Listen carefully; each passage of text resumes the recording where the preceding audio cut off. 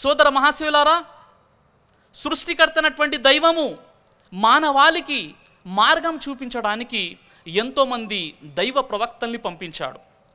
ఆ ప్రవక్తలు ఆయా జాతి ప్రజలలో వారు గుర్తింపబడడానికి సృష్టికర్తనటువంటి దైవం వారి ద్వారా కొన్ని అద్భుతాలు చేయించాడు.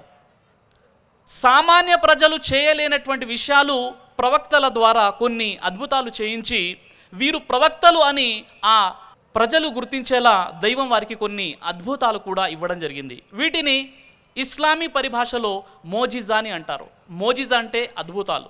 ఈ మోజిజాలు ముఖ్యంగా 2 రకాలుగా మనకు కనబడతాయి. ఒకటి కంటికి కనిపించేటటువంటి అద్భుతాలు, 2 కేవలం బుద్ధి వివేకాల ద్వారా మాత్రమే గ్రహించేటటువంటి అద్భుతాలు. మహాప్రవక్త ముహమ్మద్ సల్లల్లాహు అలైహి వసల్లం వారి కంటే ముందు వచ్చినటువంటి ప్రవక్తలు ఎంతమంది అయితే ఉన్నారో వీరికి దైవం కంటికి కనిపించేటటువంటి అద్భుతాలను ఇచ్చాడు.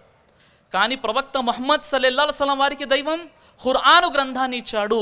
ఖురాను గ్రంథాన్ని బుద్ధి వివేకాల ద్వారా ఖురాన్లో ఉన్నటువంటి అద్భుతాలను మనం గుర్తించవచ్చు సోదర మహాశివులారా.